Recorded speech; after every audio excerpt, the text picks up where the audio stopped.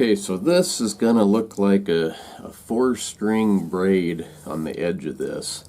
It's only got 1 string, but it'll look like 4.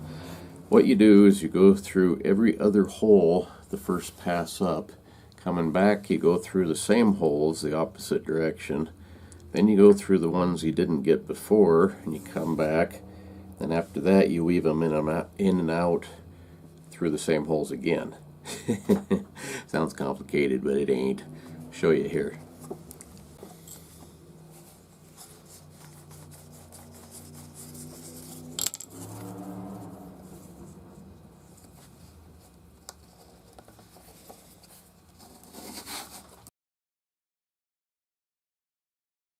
Got a bad spot there. Get rid of that. Lose about a foot of string, but that's okay. I'd rather have it not break.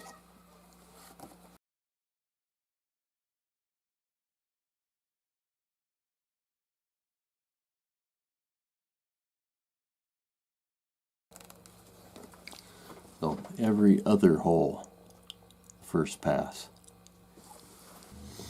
When you punch your holes, you want to make sure that you go every other one and count. Make sure that you have where it'll come out on the last hole and not have an extra one. I don't know how many, if that's an odd number or even number, but when you punch them, go back through, and what I do is I go like that, skip one, skip one, skip one, skip one, skip one, until you get to the end, and make sure that it's going to come out right as far as spacing. The very last one, I go through twice, and then you start back the other direction through the same ones you just went through. Okay, so I've gone through twice on that end one. Now I want to go back through this one here, and then that one there, and that one there, the ones I've already been through. There is no hole there anymore. So what you need is a fid, they call it. This one I made from an old nail punch. That's used to enlarge the hole, and it is time consuming. Sometimes it's really hard to do. So I'm going to shut this off while I go back through the second time, but this takes a while. Now I'm back to the hole I started with. You went down one side and then come back through the same holes. Now you go to the ones that you skipped. Go into this one, and then that one, and then that one, and so on. It helps, kind of forgot about that, it helps if you wax your string. It'll slide through the holes a little bit better. So I used some beeswax.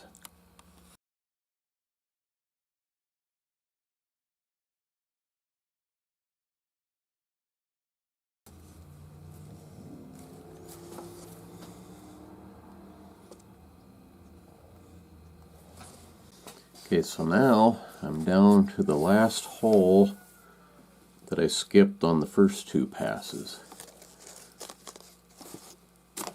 Oops, my needle come off.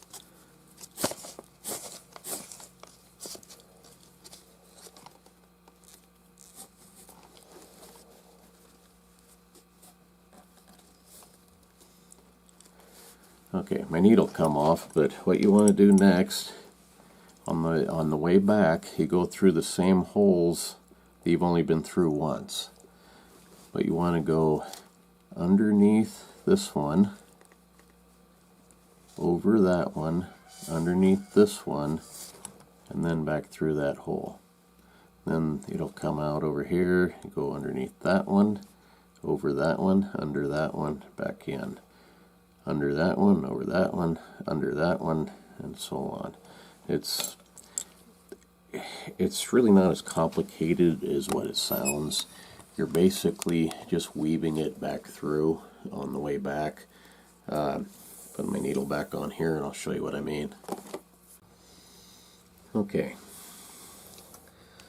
You take your take your needle. You might have to use the fid to get it underneath there. You go under that one.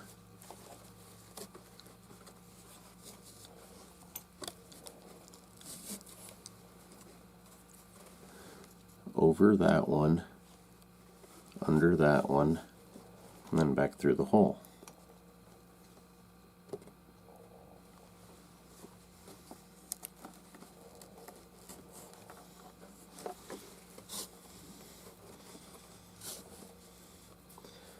Hopefully I have enough lace. I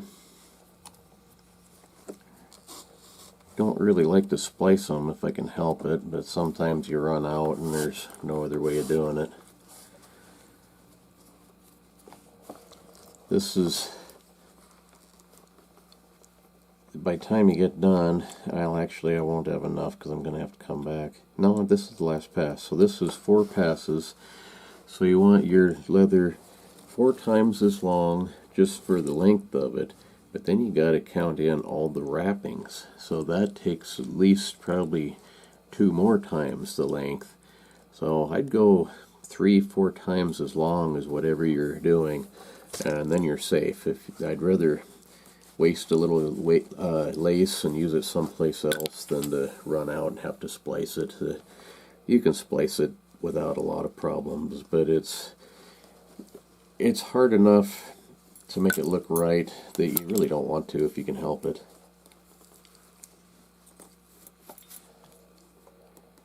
Okay, so oops. So again, you go underneath this one.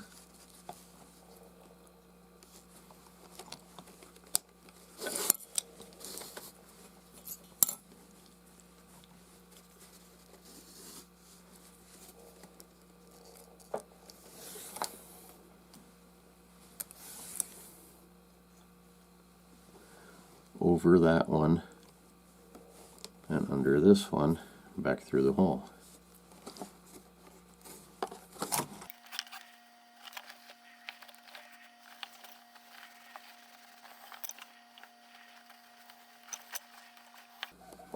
Sometimes when your string gets twisted, it's kind of a pain. You have to untwist it in advance and get it laying the right direction, otherwise it won't look right.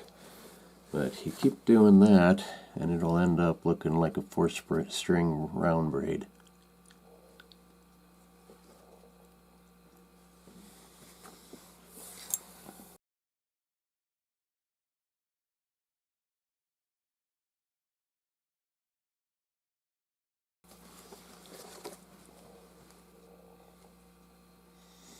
And so on all the way to the end. Alright, I'm to the end and the starting point, and I called that pretty close. I didn't end up with a whole lot of extra.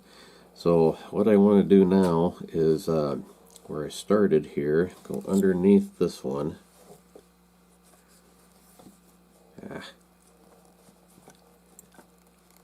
Right there.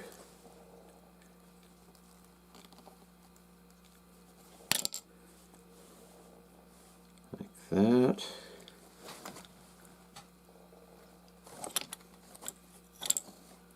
Well, I barely got enough.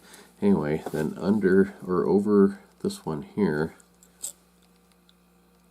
and then just underneath here to tie it off.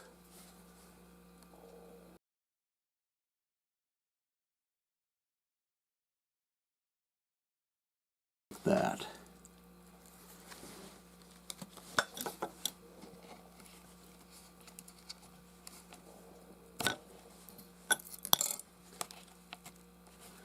So it's tucked underneath, I don't know, 3/4 of an inch maybe, and then just cut it off. And I got lucky with the amount of string. If I'd had to splice that, you do it kind of the same way. You want to take your your new string and go under several wraps and then start where the other one left off. And I don't know, I don't like to do that because there's a chance of it kind of coming untucked, but it's pretty small chance really. It's better if you don't have to splice them, but you can do it. So anyway, that's how that ends up.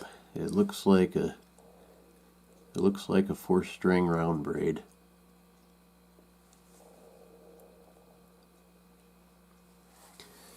So next I want to take a tool and round this off and kind of slick it all up so it's more or less flat and even.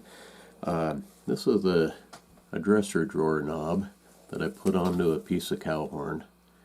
It works really well for slicking the edges. This rounded part here fits right there like that, and you just go back and forth and polish it up, or you can use this end and do the same thing. You got to push pretty hard.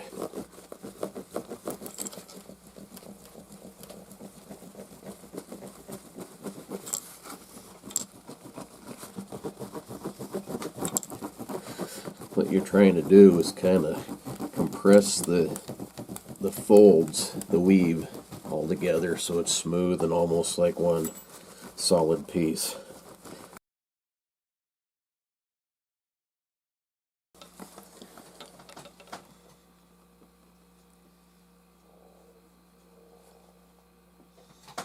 See how that shines? You kind of polish the leather like that.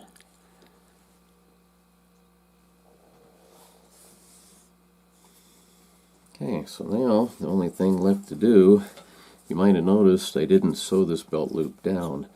I want to put a collar around it. So that's a little bit different. I think I'm going to use some of this beaver tail. That would look really good. I've got another one to do. The guy wanted some beaver tail, so I'll just make them both alike. So, cut this down some. So this is one of the beaver I caught and tanned the tails on a while back, last summer I think it was. It should, I think, should be long enough. Okay, so this tail has a cut in it anyway, so I might as well use that one. So I go right to the edge of that cut. So there, where'd my, there it is.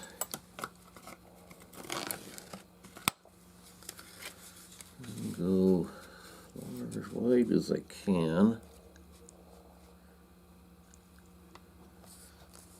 Probably about there. Alright.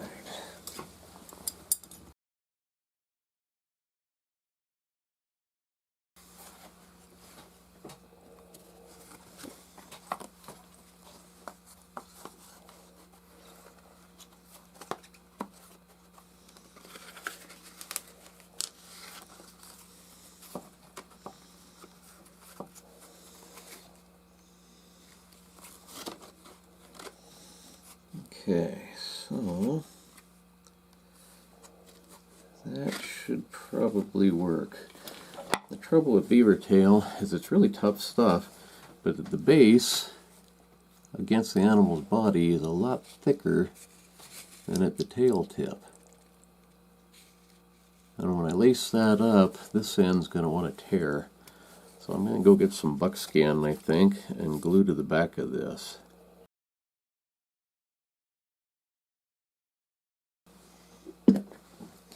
Okay, so just a real tiny thin little line of glue right on the edge.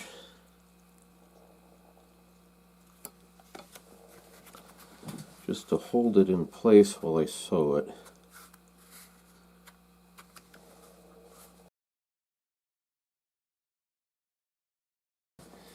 Okay, so I'll run over to my sewing machine here and I'll sew her down.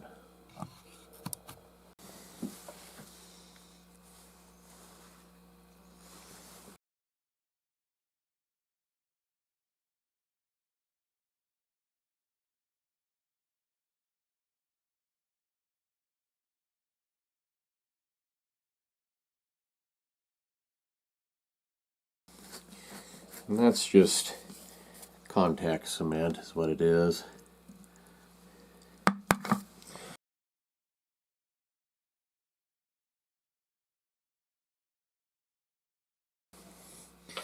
So years ago, back about 97 or so, I had a saddle shop in town for a while, and a guy come in and he says, "You got a doorknob?" I said, "A doorknob?" I thought, this ain't a hardware store or a leather shop, you know. He says, "No, do you have a doorknob?" And I told him, "No, I don't think I have a doorknob." So he goes out to his truck and he comes back a few minutes later and he handed me this. And he says, "Here, now you have a doorknob." And I'm thinking, okay, this guy's a nut. I thought, what do I do with the doorknob? So then he explained to me what these are good for. And for smoothing leather and shaping leather and things around a saddle seat or whatnot, it's perfect. It's got a ceramic coating. Same way with this one. You know, this is a ceramic doorknob. Kind of got a bunch of glue on it, but it works perfect. So I ended up, I made a leather handle for it. That's just stacked leather and then shaped. But perfect tool. But like I said, I thought the guy was a nut. I mean, I wanted to know if I had a doorknob.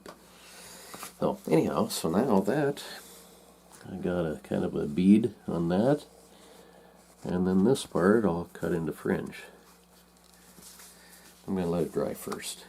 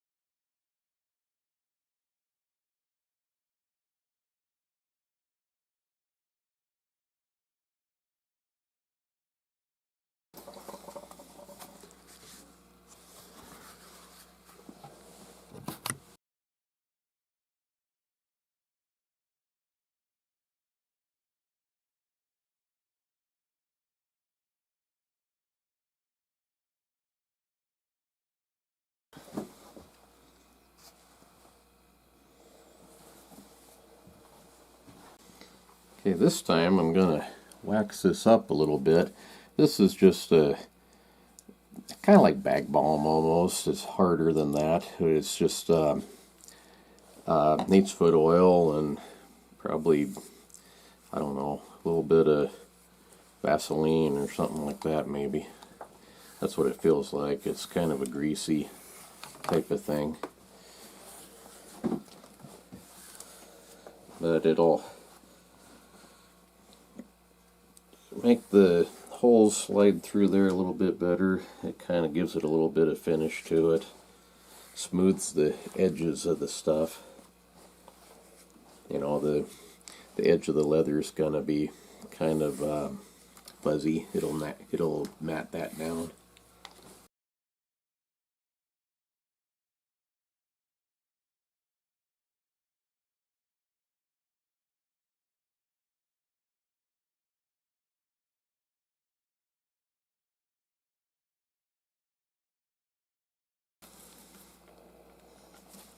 Just like that to start it. And then I'll go this way.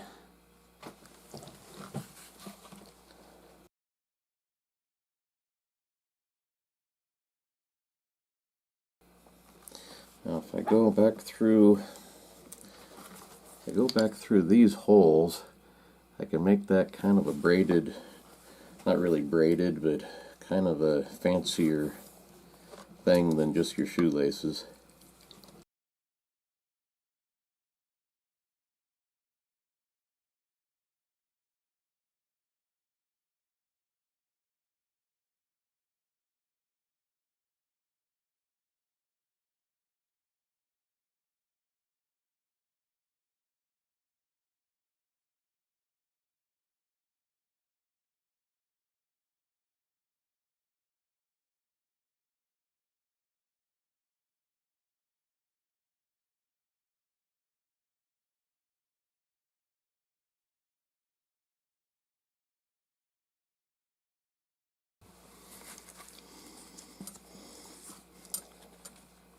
Now, instead of just tying a plain old knot,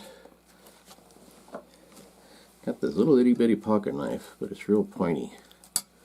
So, got to really carefully slice this into the middle. Let's see, probably about there.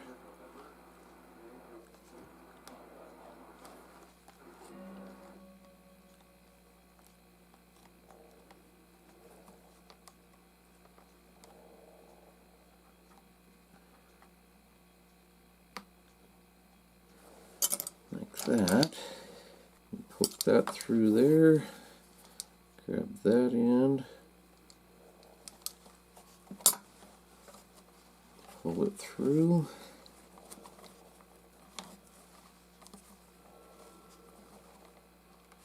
Get it fairly tight. Like that.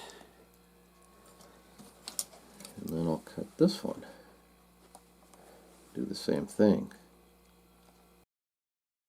On a saddle, this is how you attach the tie strings for tying your coat and things on.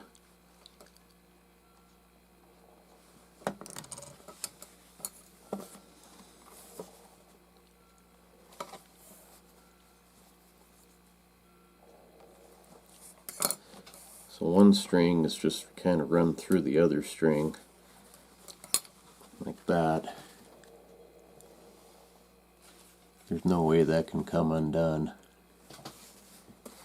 And I'll do it a couple of more times just to make it look kind of good.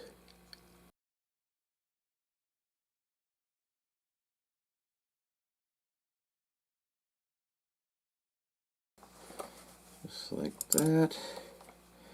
And I'm going to cut them off a little bit. Other scissors work a little bit better for cutting fringe. Somebody asked me about sharpening these, and what you do, you got your knife side and you got your anvil side. This side is really not sharp at all, it's just kind of something to push against. This one is your knife side, and the best way to do it is just with a whetstone. You just, I mean, it takes a while. You just keep doing that just on the one side. You don't want to do this side and then that side. When I'm all done, there's usually kind of a little burr on the inside, so I'll just hit it real fast, but you want it to hold it flat against there. This side you want it to be at an angle.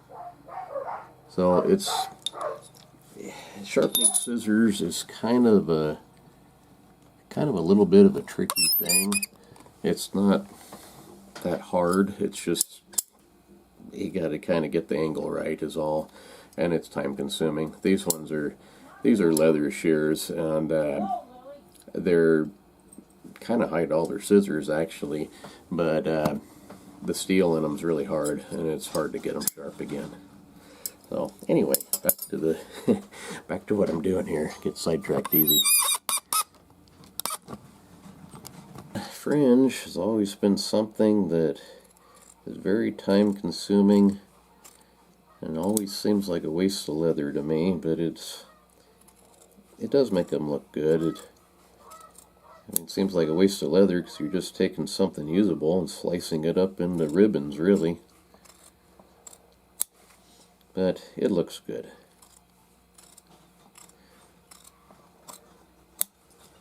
I like my fringe to be real thin. They call it spaghetti fringe.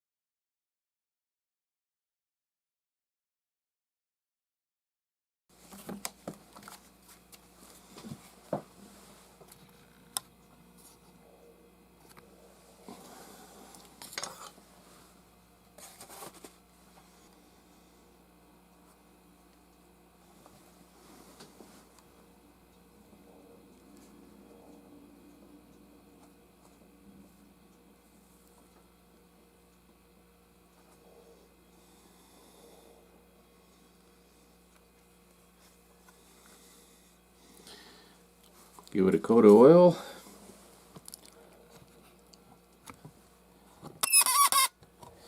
Give it a coat of oil, and it's done. Just in time too, because it's 2:30 and they're roping tonight, so I gotta go water and plow the rodeo arena.